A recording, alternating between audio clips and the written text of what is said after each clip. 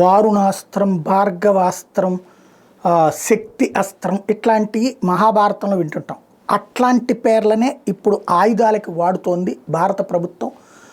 దగ్గరలో డ్రోన్లు అనేది ఏమీ వేల కిలోమీటర్లు వెళ్ళవు. ఓ 10 కిలోమీటర్లు, 20 కిలోమీటర్లు, 25 కిలోమీటర్లు వాటిని ఆయుధాలుగా మలుచుకుంటున్నటువంటి రోజుల్లో ఆ డ్రోన్లని అంటే రాడార్ వాడితే ₹1,00,000 వాల్యూ చేసే డ్రోన్కి ₹1,00,00,000 వాల్యూ చేసే దాన్ని ఏమంటారు మిస్సైల్ వాడాల్సి వస్తుంది.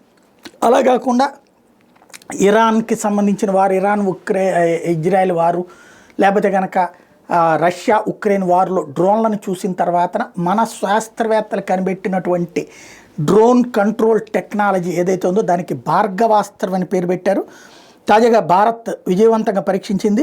డ్రోన్ తరహా దాడులను సమర్థవంతంగా ఎదుర్కొనేందుకు దేశంగా రూపొందించిన మైక్రో మిస్సైల్ సిస్టమ్ ఒరిస్సాలోని గోపాల్పూర్లోని శివార్డ్ ఫైరింగ్ రేంజ్ నుంచి పరీక్షించారు. భారత సైన్యం కోసం అభివృద్ధి చేసిన ఈ మైక్రో మిస్సైల్ 2.5 కిలోమీటర్ల దూరంలో లక్ష్యాన్ని విజయవంతంగా ఛేదించింది.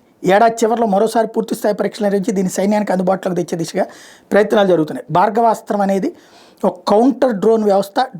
డ్రోన్ దాడుల్ని ధీటుగా ఎదుర్కొనేందుకు దీన్ని అభివృద్ధి చేశారు. 6 కిలోమీటర్ల దూరంలో ఉన్న చిన్న వైమానిక వాహనాలు కూడా ఇది గుర్తించి గైడెడ్ మైక్రో బాంబులను ఉపయోగించి వాటిని నిర్వీర్యం చేస్తుంది. భార్గవాస్త్రం వ్యవస్థకి ఏకకాలంలో 64 మైక్రో క్షిపణులను ప్రయోగించే సామర్థ్యం ఉంది. ఎక్కడికైనా సులువుగా వేగంగా తీసుకెళ్లొచ్చు.